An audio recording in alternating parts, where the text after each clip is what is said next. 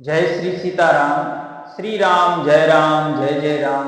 श्री सद्गुरुदेव भगवान के चरणों में प्रणाम।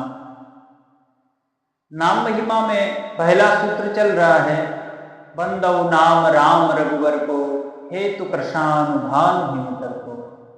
श्री रघुनाथ जी के राम नाम की महिमा गोस्वामी जी बता रहे हैं। तो जिन रघुनाथ जी के नाम राम की महिमा है, उसके ऊपर हम चर्चा इसलिए कर रहे हैं कि हम किसी और को नहीं समझा रहे हैं। जो हम भक्तजन भगवान श्री रामचंद्र जी जो साकार रूप में परमात्मा अपने भक्तों की इच्छा पूर्ण करने के लिए प्रकट हुए और जो लीलाएं की, हम उनकी चर्चा कर रहे हैं।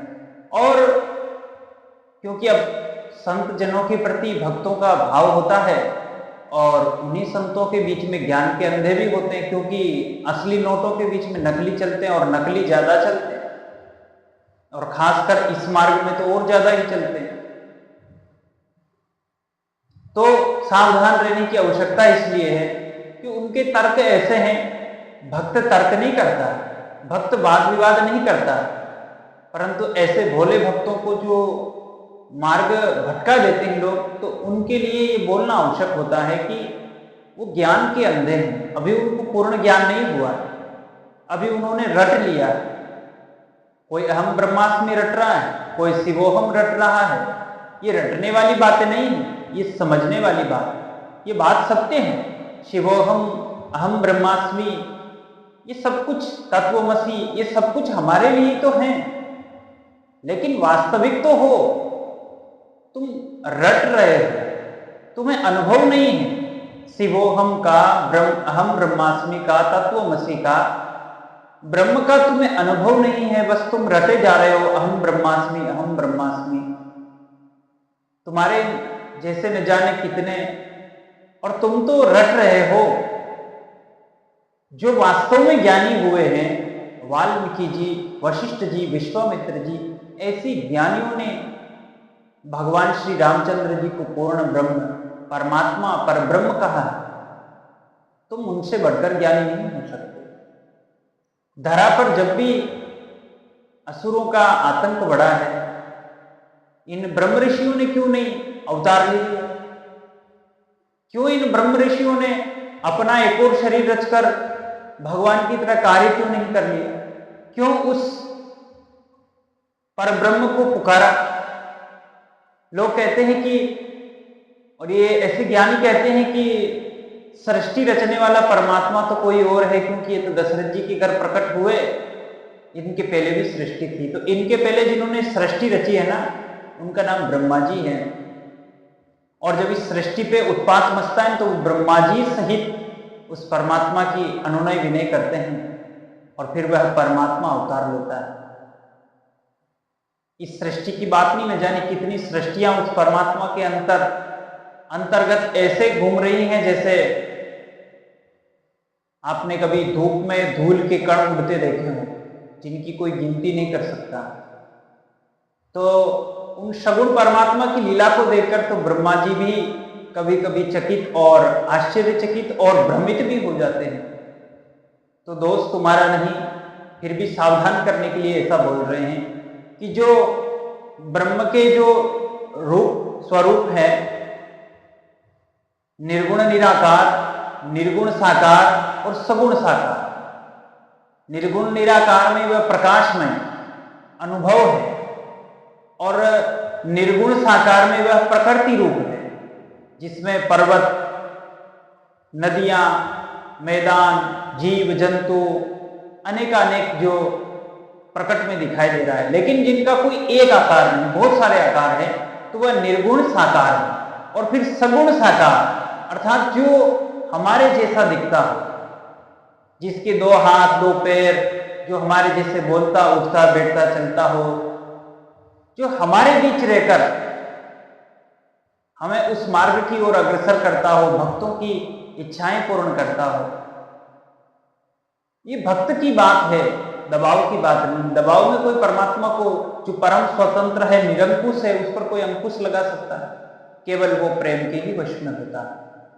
इसलिए उस परमात्मा के लिए कुछ भी असंभव नहीं। कर्तुम अकर्तुम अन्यथा कर्तुम सर्वसमर्थशा ईश्वर।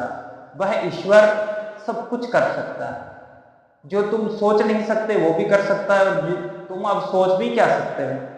तुम ब्रह्मा की सृष्टि में बनाए हुए हो, और जहां ब्रह्मा की खोपड़ी काम नहीं करे उन परमात्मा के विषय में तुम क्या सोच विचार कर सकते हो। राम अतर्क्य बुद्धि मनवान मति हमार अस सुनहि सयान।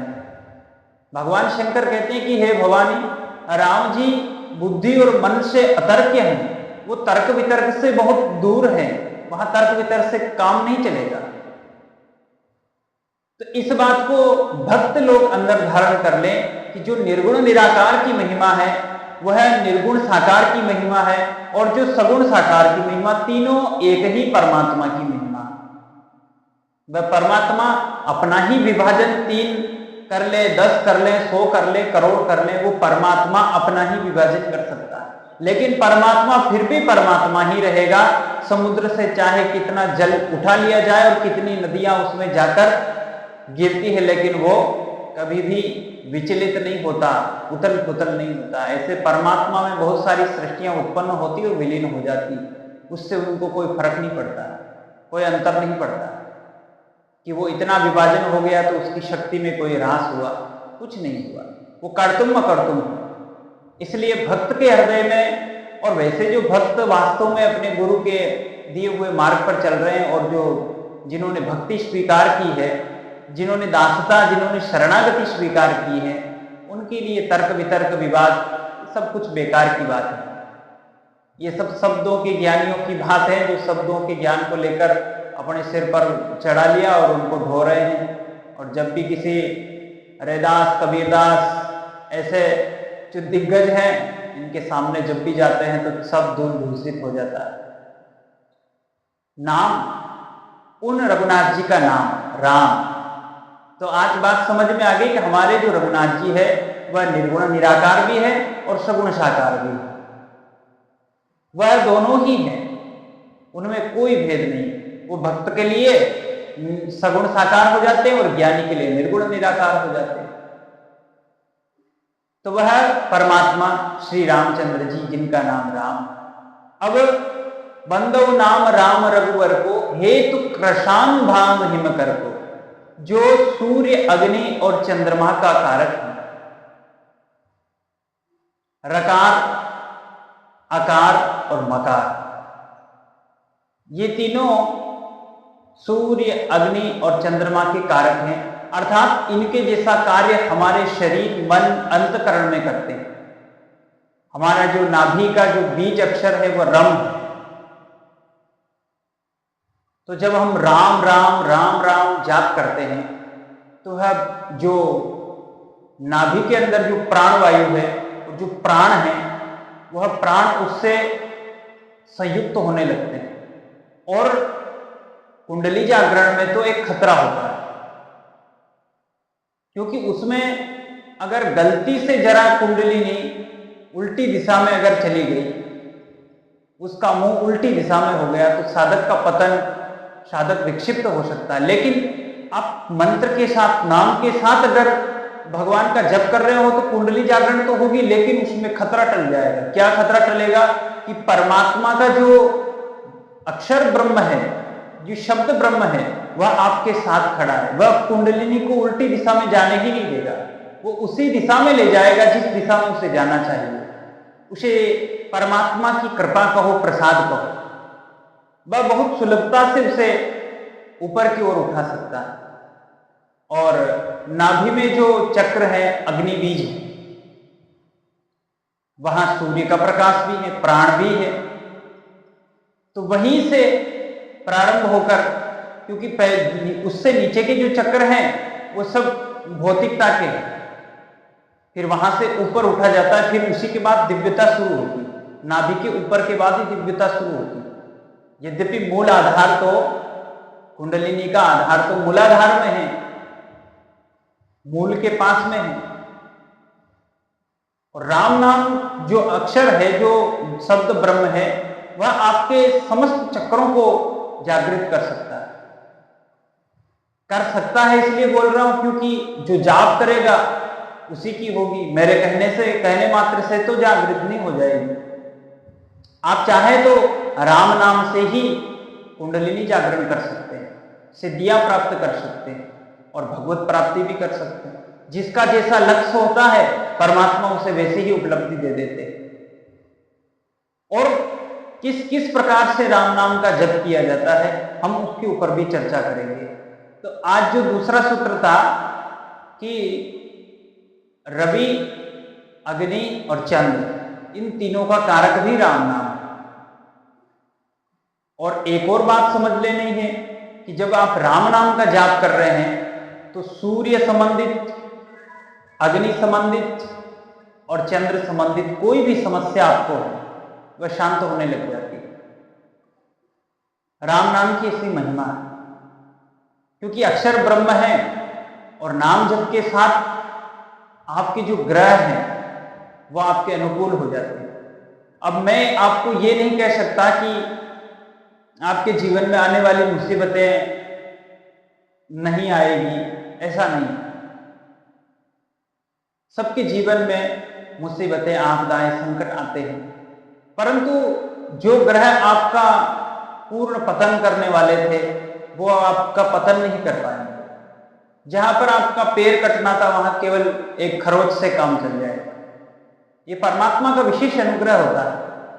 परमात्मा पक्षपाती नहीं है, लेकिन एक विशेषता और है कि वो सबके लिए समान है। सबको वो वायु, अग्नि, आकाश, धरती, जल सब कुछ दे रखा है बराबर, पापी को भी, पुण्यात्मा को भी, भक्त को भी, संत को भी। लेकिन अब जो उसके नाम का जप कर रहे हैं, क्योंकि उसके नाम की ही महिमा ऐसी है कि उस नाम की महिमा के कारण और उस नाम के प्रभाव के कारण ये सब अपने आप होने लगता है। वह कुछ करता नहीं, उसके नाम में ही इतनी शक्ति है, उन्हें कुछ करने की आवश्यकता नहीं होती। तो आज हम इतनी ही बात रखेंगे कि आप राम नाम का जप कर रहे हैं, आपको किसी की बात ज्यादा, ये जो बाहर के जो ज्ञानी है, जो श्री रामचंद्र जी को जो दशरथ जी के घर जन्मे हैं, उनसे जो विलग करके जो बात करते हैं, आप उनको जरा ध्यान न दीजिए। आपके जो इष्ट हैं, आपका मन जिसमें लगा है, आप उसी की उपासना करें, उसी का नाम जप करें, आपको सब ज्ञान हो जाए। नाम आपको सारा ज्ञान प्रदान कर देगा।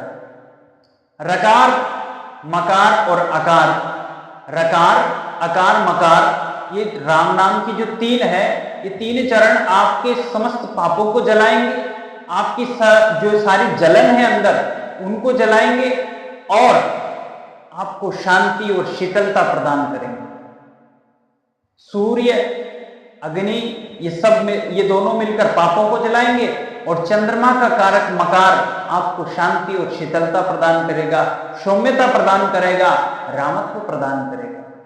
राम के हृदय में जैसी दया करुणा थी, जिस समय परमात्मा ने जैसा आचरण किया था, सब जीवों में समभाव और दया का जो उदाहरण उन्होंने प्रस्तुत किया था, वही आपके अंदर प्रकट होने लगता है।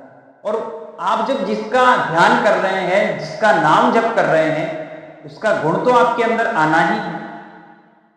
तो यह तीनों रकार, अकार, मकार आपके पापों को क्षमन करेंगे, पूर्व के भी, वर्तमान के भी, और फिर आगे तो जब नाम जप कर ही रहे हो तो आगे के पाप बनना संभव नहीं होगा अगर आप ठीक तरीके से नाम जप करोगे। किस किस तरीके से नाम जप होते हैं वो हम अगली वीडियो में चर्चा करेंगे, क्योंकि अब नाम जप की महिमा चल पड़ी है तो हमको भी आनंद है और भगवान की कृपा है कि हम उनके नाम की महिमा अपने इस छोटे से बुद्धि और छोटे से मुंह और कुछ शब्दों में, टूटे फूटे शब्दों में कह पा रहे हैं। बड़ी कृपा है श्री रामचंद्र जी की कि उनके नाम की महिमा हम कह रहे हैं और सुन रहे हैं।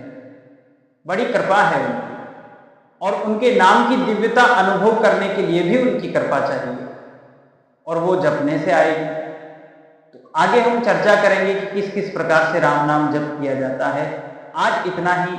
श्री राम, जय जय राम।